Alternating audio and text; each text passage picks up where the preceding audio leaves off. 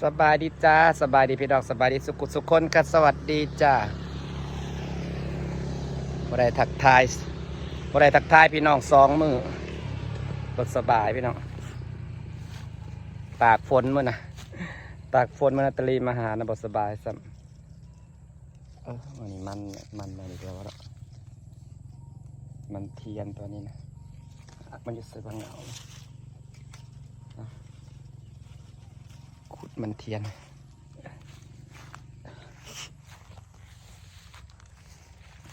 กะลุกแต่ไข่พี่น้องเป็นบ้านนอนบดมือบดเว้นบดมือบดเว้นคันเป็นไข่เลยนางน่ะเป็นคนที่นอนจมแบบกินหยังก็บ่ได้มีแต่นอนจมกินยาแล้วก็นอนกินยาแล้วก็นอนนี่ฮะกะลุกมาย่างอยากลุกมาย่างเนี่ยแห่งนอนแห่งจมแห่งนอนแห่งเพลียกับพอได้เป็นคือข่อยพี่น้องเวลาไข่เลยเจ็บคิงแบบว่าเฮาสิมึนสิซาสิเจ็บตามกระตัวแต่เจ็บคิงนะเป็นคือสิลอยนี่นะเมื่อยเลยบางทีจนหาย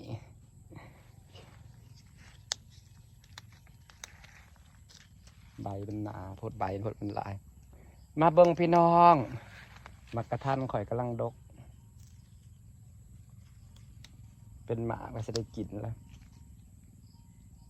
ปีแล้วเดี๋ยวก็ได้กินนะพี่น้องปลูกปีแรกไปแล้วเดี๋ยวก็ได้กินจะใส่เบิ่งเดี๋ยวหมามันดกสันได้ใบเป็นหนาโพดมันถึกแดด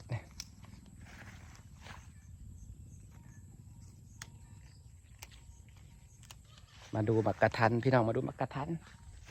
จะถ่ายให้ดูมันดกสันได้พวกต้นน้อยนะก็เป็นหมาเลยพี่น้องถ่าเบิ่งเลยว่าสิเป็นหมาก็เริ่มใหญ่เลยแต่รู้ว่าสิเป็นสายพันธุ์อย่างสายพันธุ์สายน้ำผึ้งบ่นี่หมากกระทันโอ้ยเป็นเพียเด็ดออกก่อนมันดำมันเป็นเพียป่ะเด็ดถิ่มแล้วมันสิลาม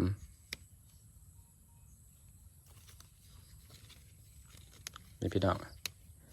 ดกได้เนี่ยกำลังเป็นหมากกำลังดกใหญ่ตัวหมากใหญ่เนี่ยแหละก็ใหญ่เนี่ยนะพี่น้องนี่จะได้กินเลยนี่หมากใหญ่เนี่ยเลยถึงแดดนี่งานี่แห้งดก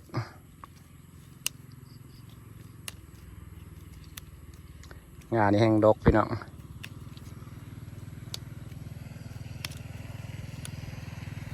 นี่งานี่แห้งดกจ้า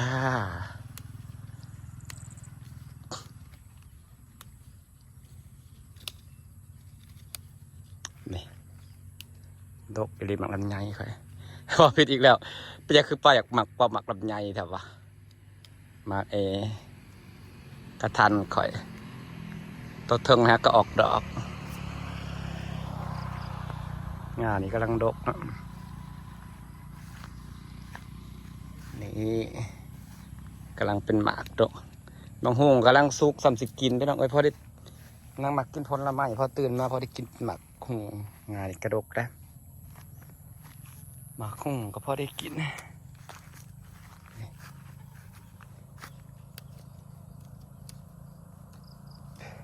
ปีนี้เขาตอนสาเพราะกิ่งมันได้สำนี่แหละมันเป็นหมากนะปีหนาสิตอนในวัยนี่แบบว่าหลังสงกรานต์เลยตอนรถเนี่ยนะเพิ่งตอนบางเดือน6นี่ตอนให้งามมันขึ้นบางเดือน6นี่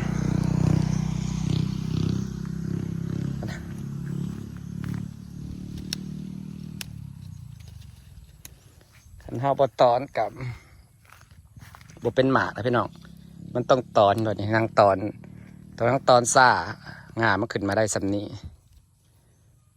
เป็นแมงดำๆเนี่ย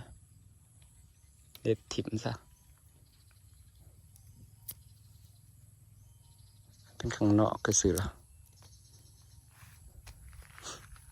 ต้นนี้กำลังเป็น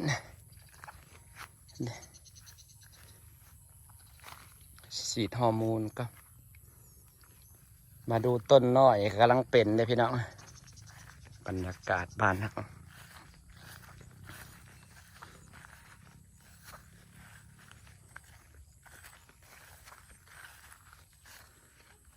ต้นนี้เป็นลายเป็นตาสีดกเบิ่งจากดอกมันนี่พี่น้องเบิ่งเนี่ย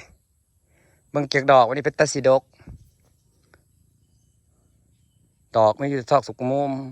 ว่าดอกไม่อยู่สูงงานะแบบว่าเพราะนั้นมีน้ำเนาะมันจะคือมากระทันบ้านนี่มันเห็นน้ำแล้วไม่อยู่ทุกซอกทุกมุมกระคาเบิ้งโพนมันจะเป็นหมากแบบใดนี่นี่เบิ้งเนี่ยอันนี้ใช้เบิ้งหมากมันเด้อหมากมันกำลังเป็นนี่ตัวลูกใหญ่นี่กำลังใหญ่ดกพร้อมได้อยากเด็ดใบมันหักน้ำมันลายโอ้ยใบแน่นขนาดใบแน่นขนาดนี่หมากมันนะพี่น้องงาลุ่มนี่กำลังดกพอเพิ่นเป็นก้อนมาในหมากมันนะเป็นอยู่ทุกเป็นอยู่ทุกขอซัมซิโดกถ้าเบิ่งเด้อมันสิเป็นหมากแบบใดหากเบิ่งหมากก็เส้นหมากกระทันใหญ่แหละหมากกระทันน้อยสิบ่แบบนี้ดอกสิเป็นนางจำมาได้ว่านางซื้อในเพจนะเขาว่าซ้ายน้ำผึ้งนี่แหละหากมันนั่งงงตรงแต่มันคือมีหนามนี่แหละคือหมากกระทันพันธุ์บ่มีหนามนะหรือว่าเป็นสายพันธุ์มันมีหนามบ่ในหนามคือหมากกระทันบานนี่เบิ่งหมากมันดูพี่น้องหมากใหญ่มันก็กำลังใหญ่เด้หมากใหญ่กำลังใหญ่34 ดอกดอกมันดกปันนี้หมาก34 ดอก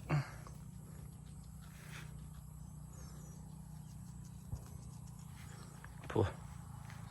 ดกสุดต้นเนี่ยต้นมันนี่ใหญ่เอาสิไป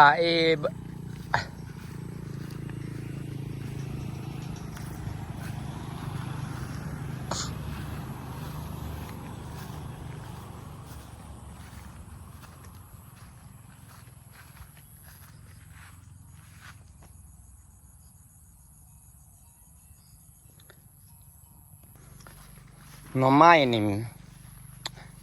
พอเฮาตัดออกมันแปลนนี่เนาะมันบ่ขึ้นเนาะคือบ่ขึ้นว่ะ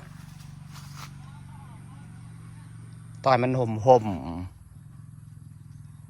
ตัวนี้ห่มเพราะถ้าบ่ขึ้นซ้ำเลยตัวนี้หาก็สิเป็นเมื่อยเว้าเขาบ่อยากออกเราจะมาเก็บหมักฮุงไว้พี่น้องฮุงสุกอีกแล้วนี่นาง15บับเบิ้งอันนี้พร้อมนางซ้ำเกาหลีเป็นได้เลยพี่น้อง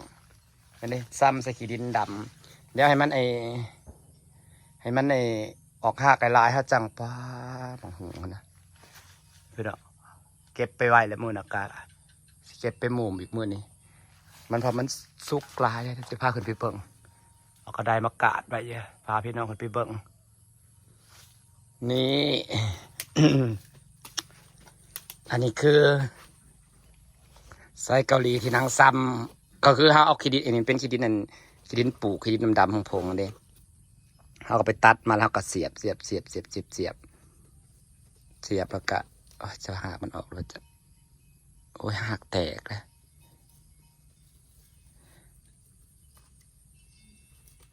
บางอันกับบดติดนี่เพราะว่าตัวเล่นเนี่ยต้องติดแน่นอนเลย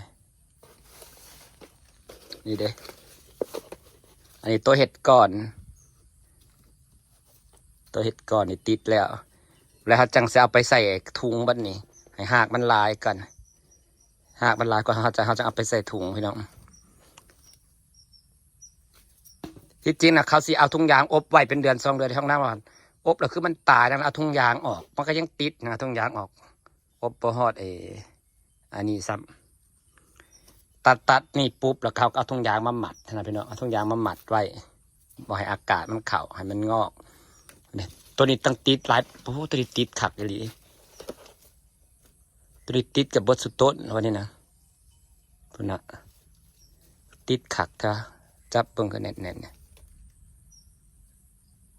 ติดเด้อนี่หามกำลังออกอันนี้ฮักก็ได้2 ทิศเองเขาที่จริงเดือนหนึ่งจะถุงยางออกแต่แบบบางเบิ่งทรงมันคือมันติดแล้วปลาให้ออกให้อากาศซะอันนี้กะอัพแป๊บเดียวเก่าออกเขาว่าเดือน2 เดือนเขาจะเอาออกนะว่าบ่เอาออกปลาให้มันขึ้นเนี่ยมันออกงอเนี่ยมันยังติดซะ จะติดก็ได้หลายต้นเติบไปได้นี่แล้วจะซื้อถุงดำมาลงมาขยายแบบนี้พี่น้องนี่ขึ้นมาเอามองหงสุกจ้าพี่น้องมึงไหมเด็ดมันนะเอาลงมากับบักหลายๆหนึ่งตัวเทิงเนี่ยมันดกโพดมันจะมันเหลืองพอดีเปล่าปอดกเกิดหักกะดีได้กินผลไม้หลายหักต้นมันก็สูงขึ้นไวอันนี้พอมันออกหมากไวเลยพี่น้องออกหมากไวแล้วก็ไปปะมันก็บีบตัวเองให้แบบผู้บีบตัวเองให้สัตว์ผู้มันในหมากมันนะคันมันสูงเกินแล้วนั่งย่านลบนั่งกระสิตัดแต่พี่น้องนั่งสิตอนเอาหมากออกเปิดมันสูงเกินแหละอย่ามันลบเขากระสิตอนเอาใหม่กระสางมันเขาตอนเขากระสิตอนเตี้ยแบบนี้ตอนเตี้ยแล้วก็ให้ยอดพวกตัวออกตัวขึ้นใหม่นะขึ้นเป็นต้นตอนสักอันนี้มันนี้แบบนี้มันก็จะเป็นลายหง่าได้แบบนี้ว่าพับปะให้มันขึ้นเรื่อยๆนี่มันสิบใบได้มันเสียนี่มันสิแบบ